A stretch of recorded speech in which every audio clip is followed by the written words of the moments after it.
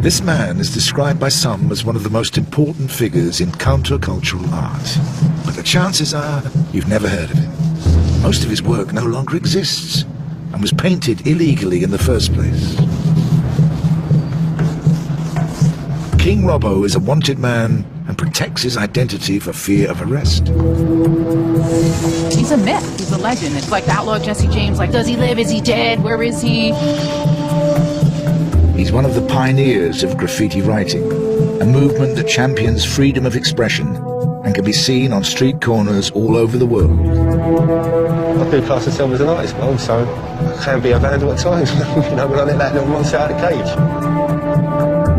This is Banksy, the enigmatic street artist who also came from graffiti, but has sold a popular and commercially successful version back to the world. Counterculture's against hedge fund managers and bankers, you know, and they're the ones who don't buy Warhols and Picassos anymore, they buy Banksys.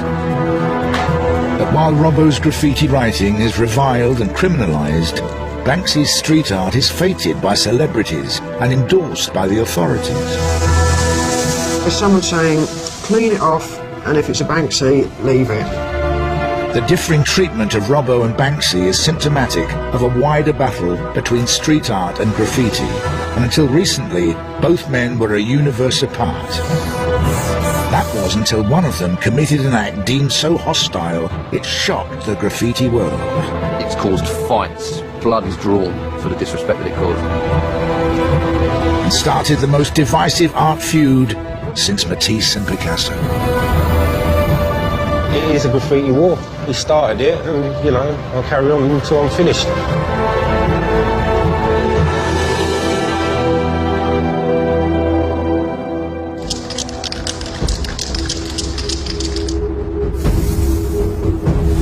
King Robbo is an international graffiti legend who's kept his identity secret from the authorities for over 25 years. A founding father of the British graph scene, he achieved infamy and respect in equal measure during the 80s, when his tag appeared all over London's trains and underground system. This is the tag, the R, the O, the B, the B, and the O.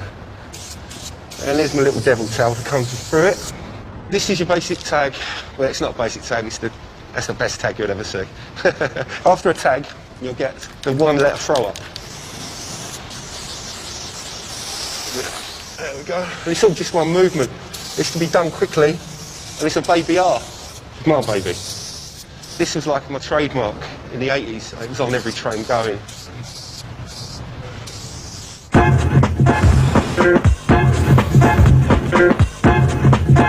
When graffiti first came across the Atlantic, it was seen as another unwanted social ill imported from America.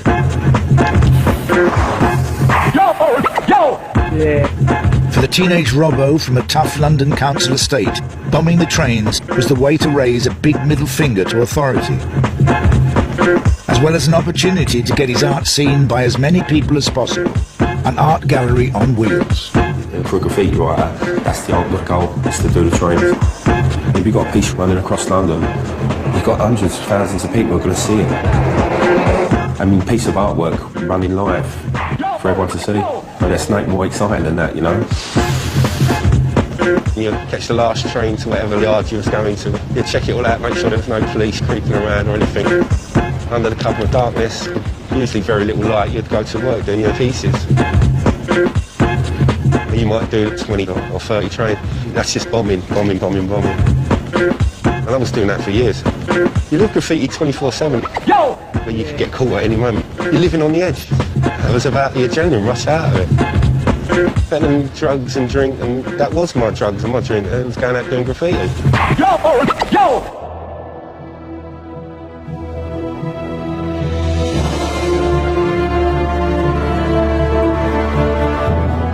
Robbo's talent and ingenuity made him the undisputed graffiti king in London in the 80s and early 90s.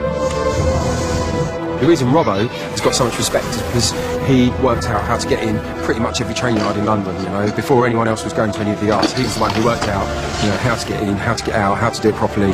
He was the one who smashed it all city. Like, you can't really have any more respect for anyone, and anyone who's got the most remote idea about how graffiti works would automatically know that.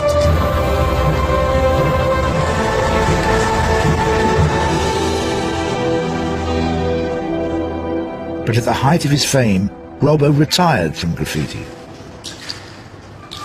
I painted all the trains in London. I got up all over London. I was all city. I've been all over Europe painting trains, and I've been to America and painted trains in New York.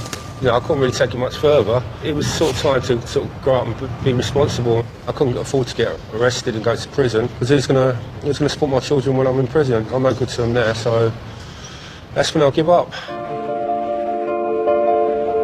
All of his work gradually vanished from the walls and trains of London, except for this piece. Painted in 1985, underneath the British Transport Police headquarters on a barely accessible spot of Regent's Canal, it stood largely untouched, becoming the oldest piece of graffiti in London and a testament to Robbo's legendary status. Even in retirement, Robbo was revered by new writers coming onto the scene. But then one night, he met a young artist from Bristol called Banksy. So I was at a place called the Dragon Bar down Old Street. I was introduced to a couple of guys and they was like, well, it's such an honour to meet you and stuff, you know, they was paying respect. When I was introduced to Banksy, I went, oh yeah, I've heard of you, mate, how you doing? And he went, well, I've not heard of you. Whenever I met someone, whether I heard of them or not, I always said I did hear of them. I've never put no one down. And he dismissed me as a nobody and nothing. So with that, I slapped him. I went, what, you ain't heard of me? But you won't forget me now, will you? And with that, he picked up his glasses and he ran off.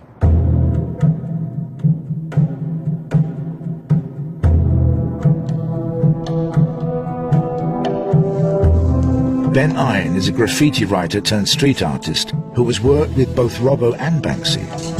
He's aware their differences are more than just personal. I knew of Robbo a long time before I met him. He was definitely one of the graffiti writers that I would kind of look up to. I've been out painting with Banksy a few times. Different, doing street art than doing graffiti. Going out with Robbo, it'd be like a can of paint and just trying to do tags in places when people aren't looking. And then going out and painting stuff with Banksy was kind of, we'd work out where it was we were going to paint it, when we could get away with it. A lot more thought went into it, a lot more preparation.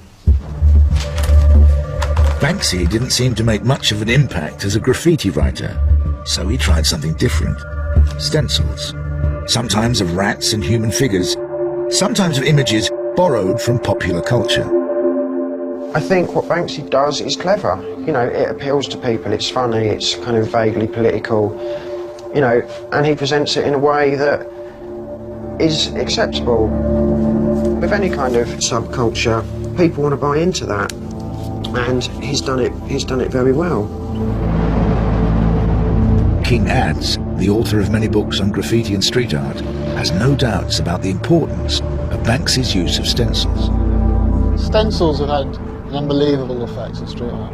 If it wasn't for stencils, I wouldn't be here talking to a national broadcaster about what was essentially defined as vandalism. Banksy turned to stencils because it was quick, because it stopped him getting caught, and to quote him, it made a picture of a bunny look hard. Stencils took the street art from the street and put a price tag on it, and made people want to invest in it. But while Banksy's work gained mainstream popularity, respect from the graffiti world was not forthcoming. Stencils is cheating. Why did he say it was cheating to do a stencil? It's just that old graffiti thing that real graffiti writers paint trains and real graffiti writers nick their paint and real graffiti writers do everything freehand, and using stencils is cheating. You know, street artists make work to sell work, to make money, to have shows in galleries, and all of that goes against what graffiti is all about. You know, graffiti is kind of about male ego and damage, and graffiti's got a lot of self-imposed rules. However, Banksy doesn't play by graffiti's rules, and never did.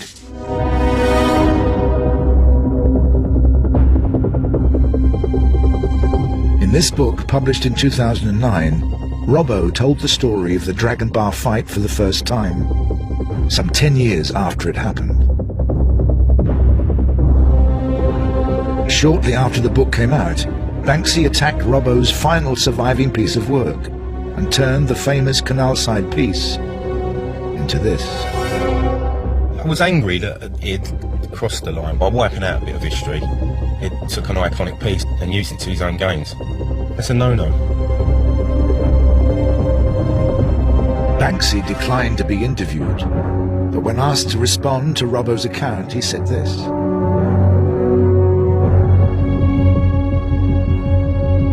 Banksy also supplied this photograph and says the canal piece was in such a bad state he didn't realise he was painting over a piece of London history.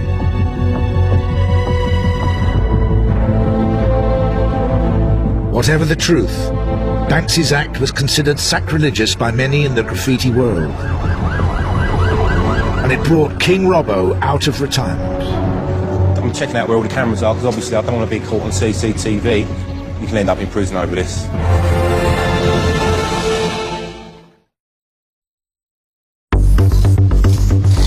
Graffiti writing has a strict code of conduct. One of the most important rules is that you never incorporate a piece by another artist into your own work without their permission, as Banksy did to Robbo.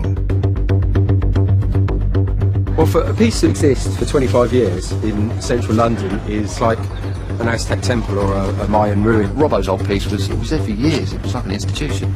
That was just downright wrong. That is a calculated disc. The thing about graffiti is that it's territorial. It's like a dog pissing on one place, it is. Robbo's piece has been up since the 80s, and Banksy came along and toyed with it. In the graffiti world, Banksy doesn't have the right to come and do that.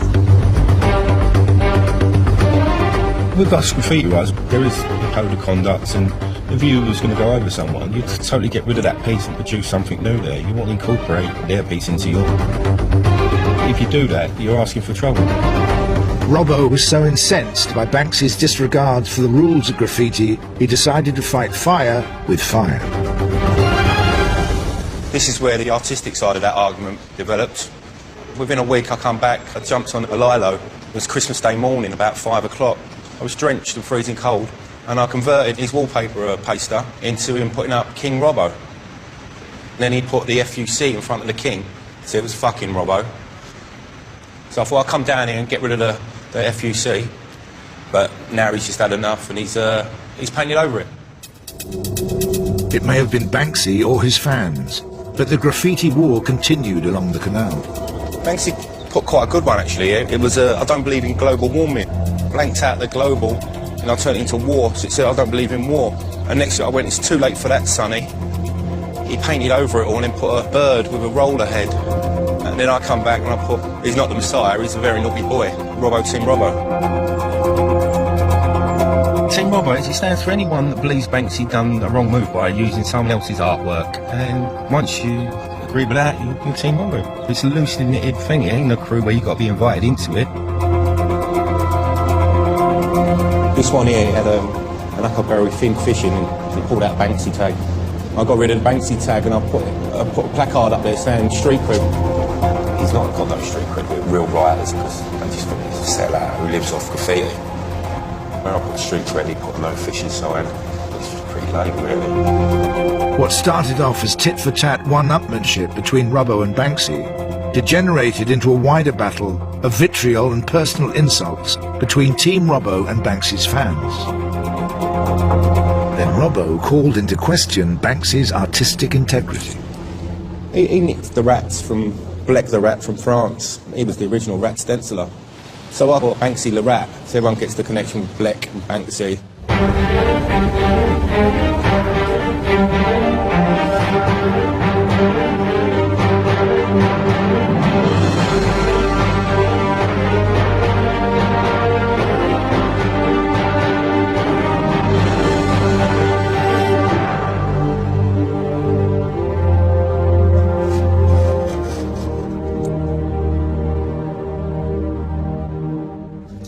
And this is a stencil.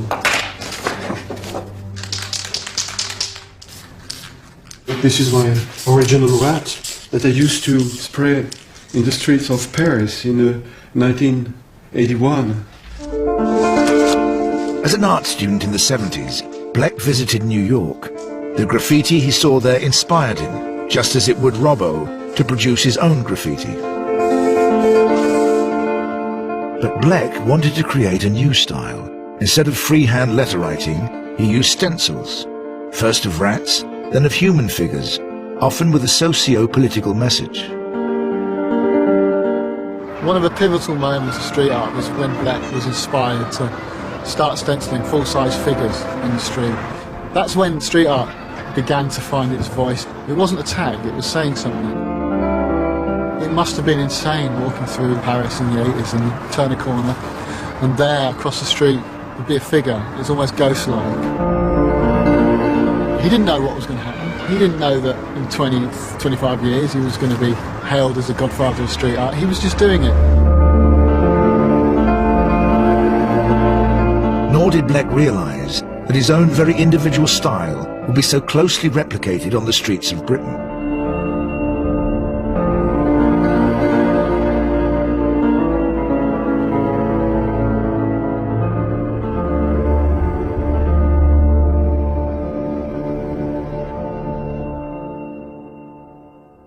I used to make a lot of soldier. When I see Banksy making a soldier, or when I see Banksy making a Madonna with a child, or when I see Banksy making rats, of course, I see immediately where it takes the idea. Banksy declined to comment on this, but in the past, he acknowledged his debt to Bleck in a newspaper interview.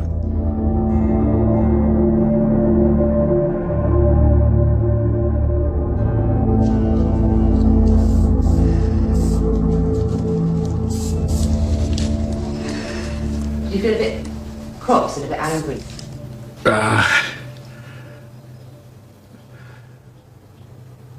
It's difficult to say, you know. A little bit, yes, of course, because when you're an artist and you use your own techniques, it's difficult to find a technique, a style, you know, in art. So when you have a style and you see that someone else is taking your style and reproduce it, you don't like that. I'm not sure about his integrity, you know. With the Banksy Robbo thing, as an artist, is that a very bad thing if you have a piece that's 25 years old? To have something painted? Yeah. It's absolutely terrible. Maybe he has to show his face now and say, I'm Banksy, and show that kind of guy he is. Because it's true that some people say, oh, Banksy is a prick, and other people have, a lot of young people, they consider Banksy like a god.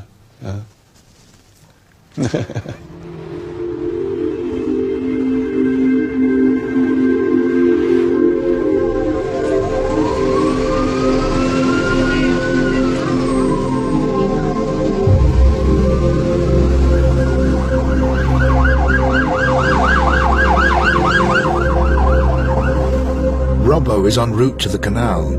He's willing to risk his life and liberty to strike back at Banksy.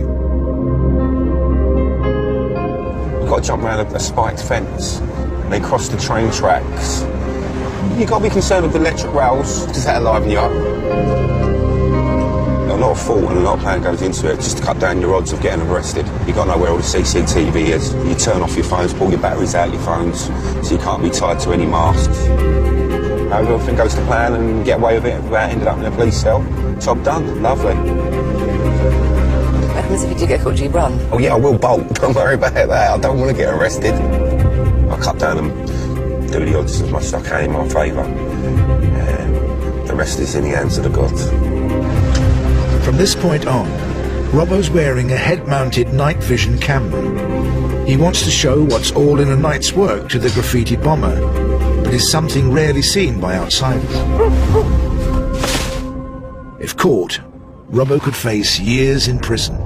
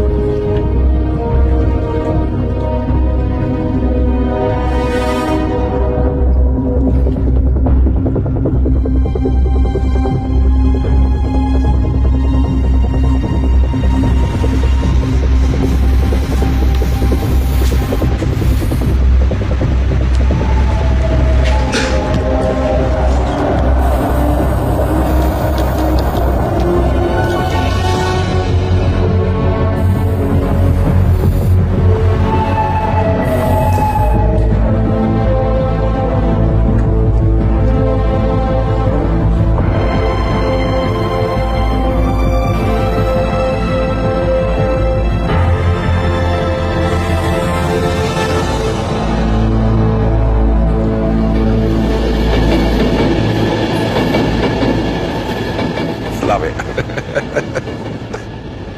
I love the excitement. I just got to let that little animal out of the cage now and again for the juices to flow, do you know what I mean?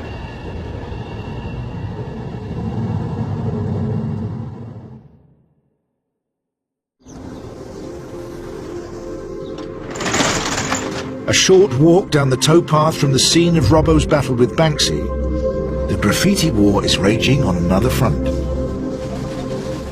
Within Islington, we're trying to make our borough as clean, green and as attractive as we possibly can. Our policy on graffiti is that we don't allow graffiti. Graffiti is criminal damage. So people who are spraying graffiti onto walls or tagging are committing a criminal act. Yes, we have arrested people. We've been successful in taking a few people to court. And 2 or 3 people have actually been sent to prison for the mindless vandalism that they've caused. Above the graffiti writing that Martin and Darren are removing, a piece of street art is being left alone. Some people might say they're more or less the same. Why are you taking one off and not the other one? Yeah, that is the argument with art, or what you call art or graffiti. I mean, to me, personally, you should remove everything, really. It's hard to decipher what is art and what is vandalism or criminal damage. If we come across a piece that we're not sure of, we have to take pictures and then give it to our manager, and we'll decide whether we can remove it or keep it. As the head of service, I do have some discretion, and with regard to street art, there are pieces of very attractive street art that feature in books and calendars and magazines and websites. With some of the Banksy work that we've got, my personal opinion is that they are very artistic. I genuinely believe that it does add value. So when you say add value, what does that mean? The stuff that we've got, there are groups of people that come to look at this kind of work, because work of Banksy's has been sold off for huge sums of money. Does it add value? Is it art?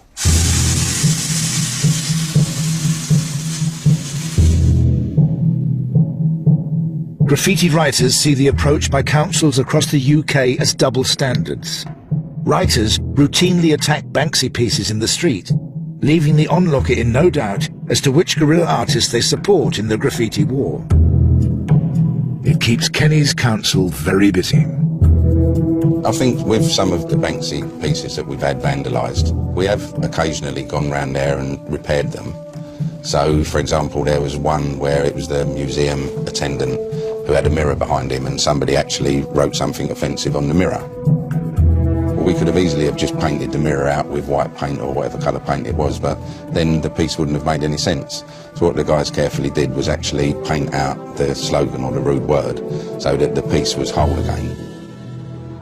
It's got to a stage where graffiti is still 100% outlawed and it's still illegal, unless you're Banksy, when it's celebrated and preserved. Which is, you know, that's good for Banksy, but it's kind of unfair on all the writers, because whether it is graffiti, whether it's street art, you know, when you come up before the judge, does the judge ask for a definition? Is he a graffiti artist or is he a street artist? Is he street artist? Oh, it's okay, we'll let you off. Graffiti? No. When asked to comment on being given preferential treatment, Banksy said this.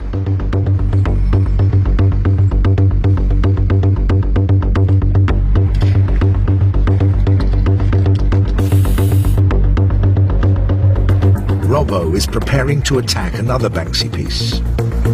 Where's the camera looking? But while Banksy is protected under perspex, Robbo risks arrest and prosecution for criminal damage. See how quick and easy it is to do a stencil. No skill whatsoever. Someone seems to be stopping and looking. Fucking hell. It's looking off the bus at me. Alright, mate? Yeah. Look, one sec, let me finish doing this and I'll talk to you afterwards, alright? Because I've got to do this, yeah? Thanks.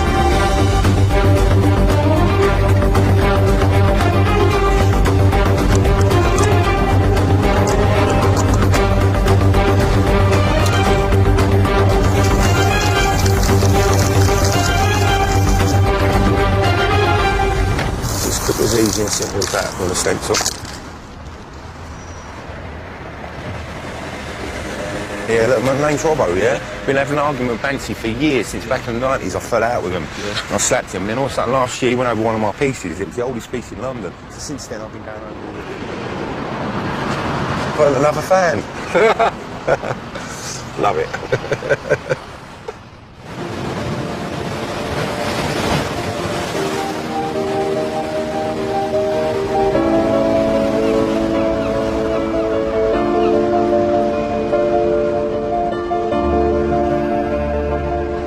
Why has it got perspex on it? Because someone from Team Robbo chucked paint over it and put a little Hitler moustache on the kiddie, and the council came down. They cleaned the graffiti off of it and stuck a sheet of perspex over it, and now it's protected for all eternity, so everyone can appreciate it, which is quite funny. The irony of councils cleaning graffiti off of street art and then protecting it, it's pretty mad. But it's gone beyond the realm of local politics. Barack Obama used street art to become president. David Cameron used street art to become his friend. Yeah, I got a painting in the White House. So do you know where it's hanging? Toilet. In this room of unwanted gifts, I don't know. I don't know. This is called 21st Century City, painted by Ben Ein and given to Barack Obama by David Cameron in 2010 on his first state visit to Washington.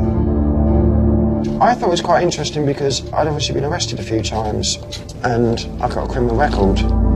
Before his international success as a street artist, Ben was an infamous graffiti writer.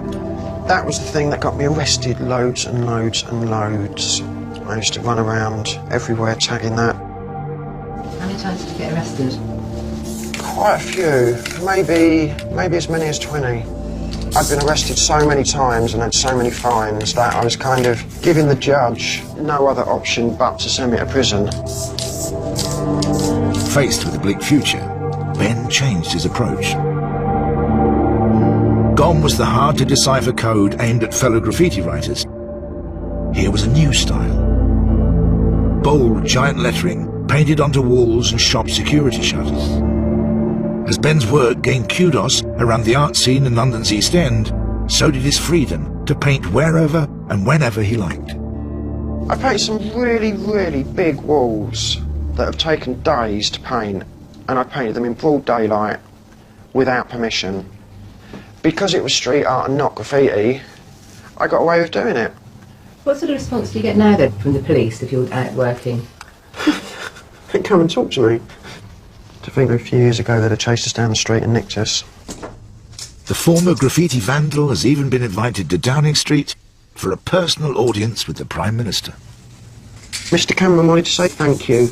We sat in the garden and had tea and biscuits. And chatted about art and chatted about the state of the country and... It was funny.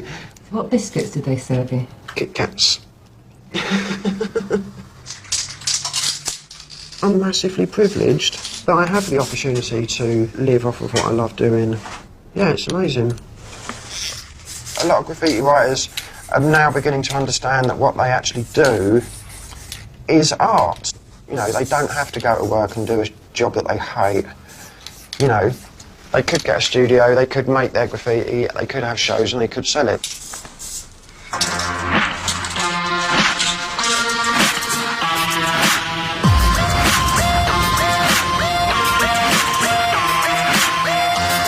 This is Mecca for the world's best street art and home to the galleries that bring it to a wider audience. An audience Robbo is now keen to engage.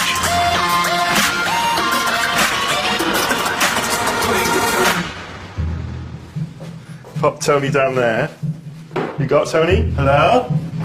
Robbo is being given the chance to make the transition from outlaw graffiti writer to professional artist. We're just curating right now. Gallery owner, Pure Evil, has invited Robbo to stage his first solo show, and he's produced 20 new works of art. Tomorrow, they go on sale to the public. Oh, they do look nice up. You make an entrance, don't you? Make a big entrance. This gallery helped to establish Banksy as a selling artist. The fact Robbo is now exhibiting here has not gone down well with the stenciler's hardcore supporters. Banksy's fans, they're talking about coming to the gallery and thinking paint over all the artwork. Do you think they will come down and paint to them? Not when I'm here, they won't.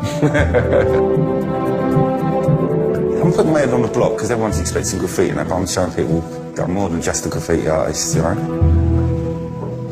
Yeah, how bad would that be, making money out of something you love doing?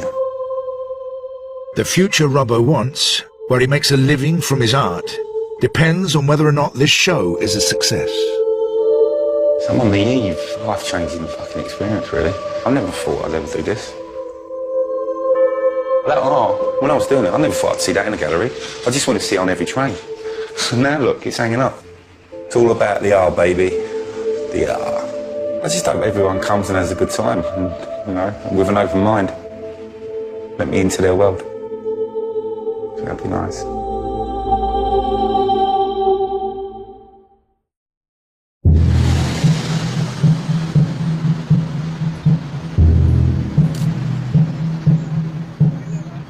It's the day of Robbo's first solo show. With so much riding on its outcome, he's waiting anxiously in a bar around the corner. I've actually had to borrow funds from people to make this work. I put everything into it now, for all my time and money that I've not really got to do all the canvases and the painting. So I do need to sell something to make it happen, to pay back the bank manager. Tremendous. I mean, it shows us different styles, I think. I mean, you can see the old stuff compared to all the new, and yeah, he's got talent. A lot more than certain other people can mention. I think if I was going to buy anything, I'd buy that one, definitely. And maybe that one.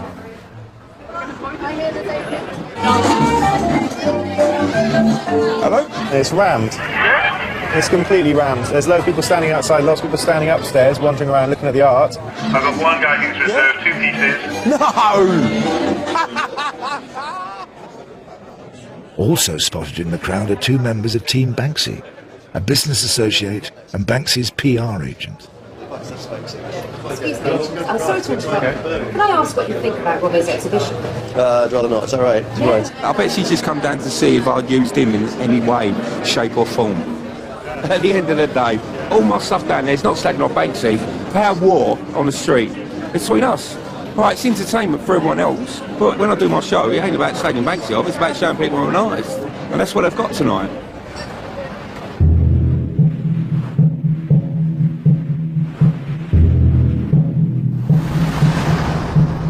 Following the success of his solo show, Robbo's ambition to work as a professional artist looks like becoming a reality.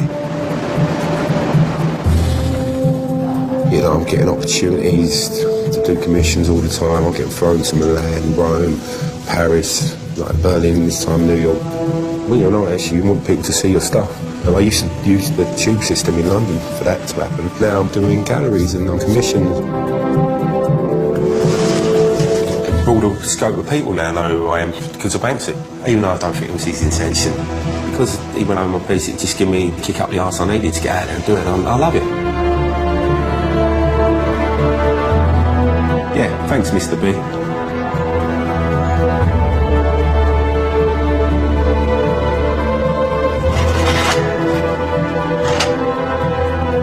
Robbo's been commissioned to promote a film premiering at the Berlin Film Festival, and is painting a portrait of the film star on this wall.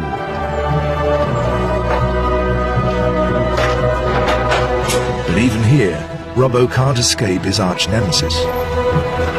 It's right next door to Mr. B as well, so we'll see who's the best.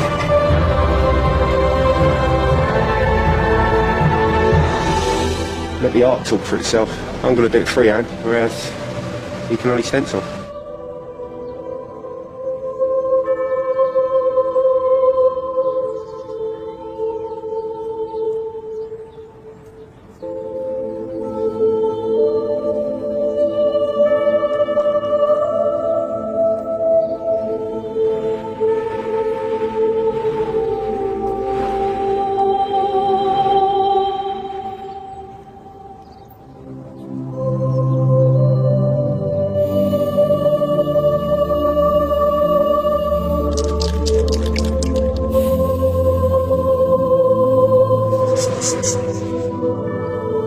stunning. I'm excited for her to see it.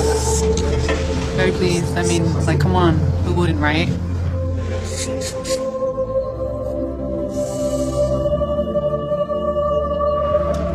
The film's director has brought actress Zoe Kravitz, whose face Robbo has carefully realized in spray paint, to the final unveiling.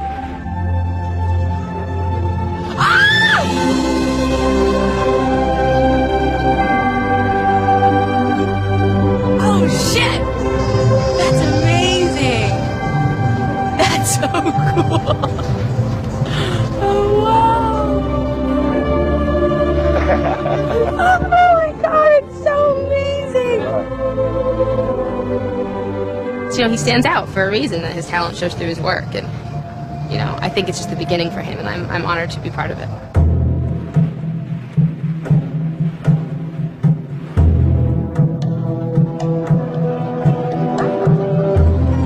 Tonight, Robbo is attending the film's premiere.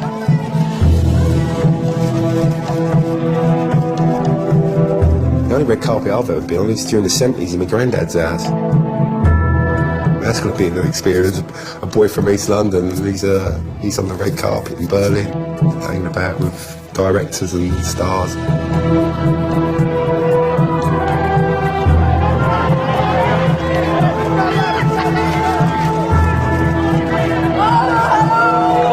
I'm in a really good place in the world. I'm really enjoying it.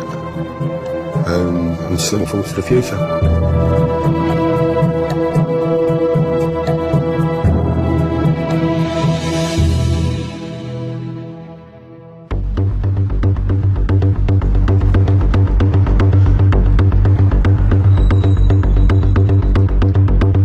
Banksy's gone over my piece yet again, and he's replaced it by what you see over there.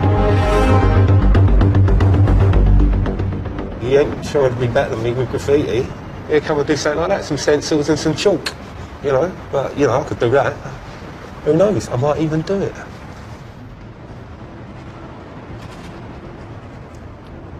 So is the war over? It's definitely not. How can it be now? He's had the last say and I can't have that. With all the walls in London, he's come and gone over one of my pieces, which is not exactly easy to get to, so he's made it personal again. So what's next? I tell you what, why don't you come with me one night and I'll show you what's next.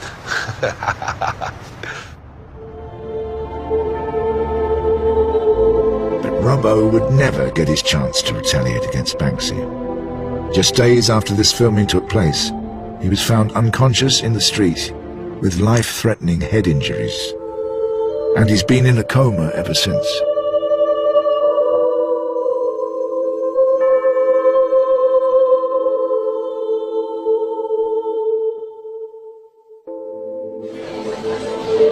A Team Robbo exhibition goes ahead, giving friends and family the chance to celebrate the man whose career inspired a generation of graffiti writers, and who poignantly was just about to get the respect he wanted as an artist. Robbo would have loved today. He'd love to paint art and get paid for it 24/7, you know. And this is another step on the rung on his ladder of becoming a professional artist. I've known him years. He's a fighter. His time's not done. He's, you know, definitely not done. There's so much more for him to do. It's been overwhelming, the amount of support that we've all got, and you know, it makes me proud. He's loved. He's really loved by a lot of people. Out on the streets, the graffiti community is showing support by paying tribute to its king. And the war between street artists, graffiti writers, and the authorities continues.